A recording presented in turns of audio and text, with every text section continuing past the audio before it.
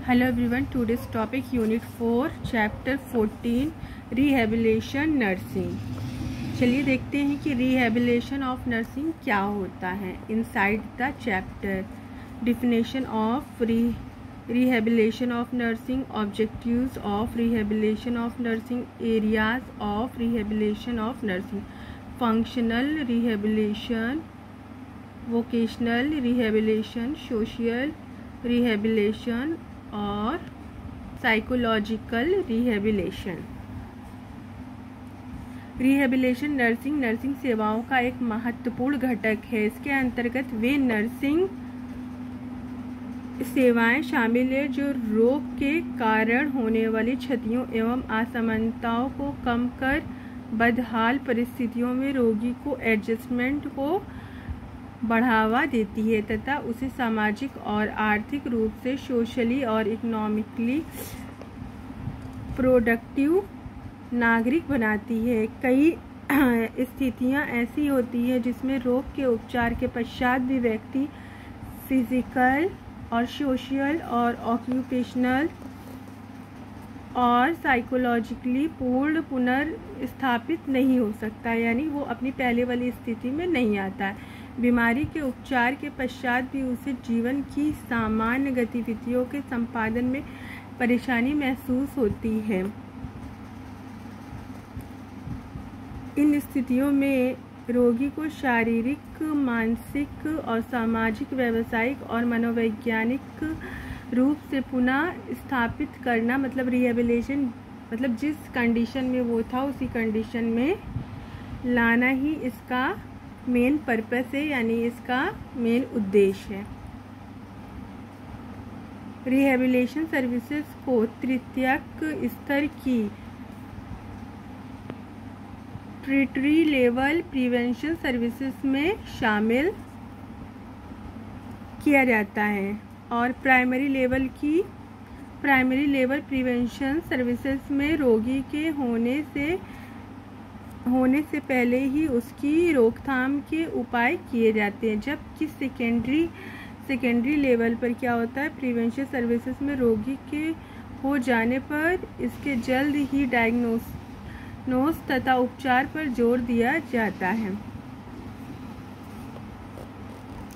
ताकि बीमारी को शुरुआती अवस्था में ही कंट्रोल कर जटिल रूप धारण करने से रोका जा सके।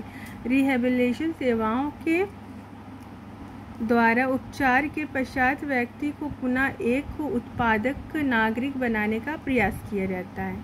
बर्ड पेशेंट यानी कि जले हुए, उनकी क्या होती है, ऑर्थोपेडिक पेशेंट होती है, उनकी जो बोन्स होती है वो भी जल जाती है। दीर्घकालीन यानी कि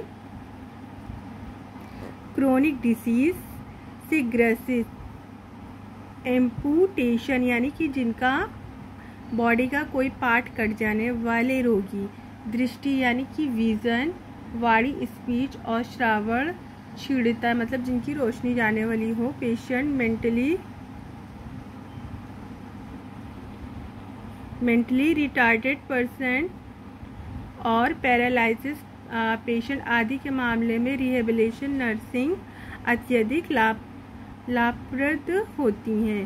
प्रायः देखा जाता है कि इन स्थितियों में रोगी बीमारी के उपचार हो जाने के बाद भी अनुत्पादक व्यक्ति बना रहता है। इसके अलावा कुछ स्थितियों में उसका पूर्ण चिकित्सक उपचार संभव नहीं हो पाने के कारण वह सामान्य गतिविधियों के संपादन में असक्षम होता है। इन दोनों ही प्रकार में मामलों में रिहेबिलिटेशन सर्विसेज के द्वारा अनुत्पादक व्यक्ति को उत्पादक व्यक्ति बनाया जाता है। डिफिनेशन: पुनर्वास चिकित्सीय, सामाजिक, व्यावसायिक, मनोवैज्ञानिक और शैक्षणिक उपायों का एक ऐसा एकीकरण समूह है जिसमें आवश्यकतानुसार उपयुक्त प्रशिक्षण एवं पुनः प्रशिक्षण द्वारा व्यक्ति को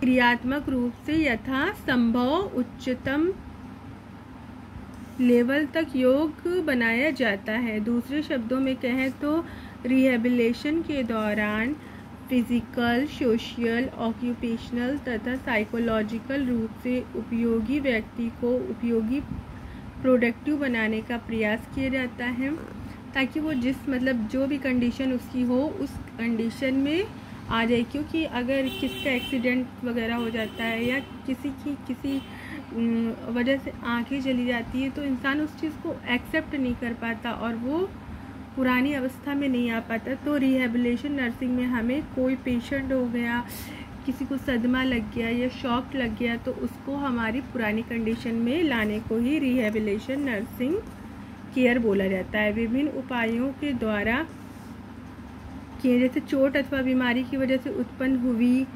विकलांगता को कम करने या विकलांगता वाली इन विषम स्थितियों में उसकी विभिन्न शारीरिक, मानसिक, सामाजिक और व्यावसायिक गतिविधियों ऑक्यूपेशनल एक्टिविटी के यथासंभव सर्वोत्तम स्तर को प्रारंभ करने के प्रयास किए जाते हैं। Objectives of rehabilitation nursing. पुनर्वास नर्सिंग के मुख्य उद्देश्य निम्न है: शारीरिक, सामाजिक, व्यावसायिक अथवा मनोवैज्ञानिक रूप से अनुत्पादक व्यक्तियों को उत्पादक व्यक्ति बनाना, इंजरी और इलनेस के कारण होने वाले दुष्प्रभाव को कम करना, विकलांगता की स्थिति में व्यक्ति का यथासंभव सर्वोत्तम एडजस्टमेंट सुनिश्चित करना। Areas of rehabilitation nursing.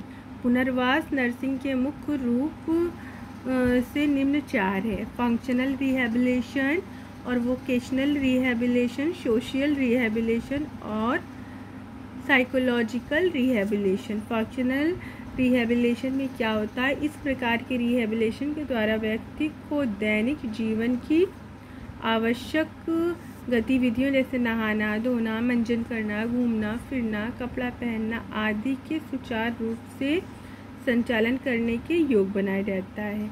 गूंगी यानी डेम लोगों के लिए वाणी स्पीच थेरेपी को, डेफ्ट लोगों के लिए ऑडियोलॉजी और अंधे लोगों के लिए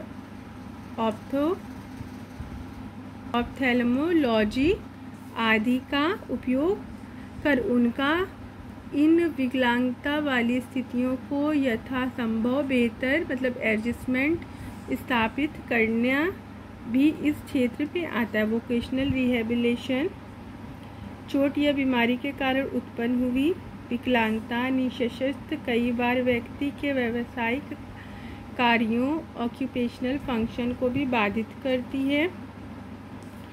ऐसी स्थिति में उसके ऑक्यूपेशनल फंक्शन को पुनः स्थापित कर उन्हें आर्थिक आत्मनिर्भर बनाना ही व्यावसायिक रिहेबिलिटेशन का मुख्य कारण है। इसके अंतर्गत व्यक्तियों को उनकी विकलांगता को ध्यान में रखते हुए तथा उसकी शारीरिक यानी फिजिकल और मेंटल कैपेबिलिटी यानी क्षमताओं के आधार पर व्यावसायिक रूप से रिस्ट्रोशन किया जाता है, ताकि वे आर्थिक रूप से आत्मनिर्भर बन सकें। सोशल रिहेबिलिटेशन इसके अंतर्गत व्यक्ति को अपने परिजन, आस पड़ोस, रिश्तेदार, मित्रों आदि के साथ सौहार्दपूर्ण रिश्ते स्थापित करने तथा उन्हें बनाए रखने के योग बनाना चाहिए। साइकोलॉजिकल रिहेबिलिटेशन चोट अथवा बीमारी के कारण उत्पन्न शारीरिक तथा मानसिक विमंगता, कुष्ठता, फ्रस्ट्रेशन और होपलेसनेस आदि कर देती है। ऐसी कंडीशन में उसका साइकोलॉजिकल रिहेबिलिटेशन जरूरी है। साइकोलॉजिकल रिहेबिलिटेशन के द्वारा उनका आत्मविश्वास तथा आत्मसम्मान बढ़ाया जाता है। Please like share subscribe. See you again next video next time.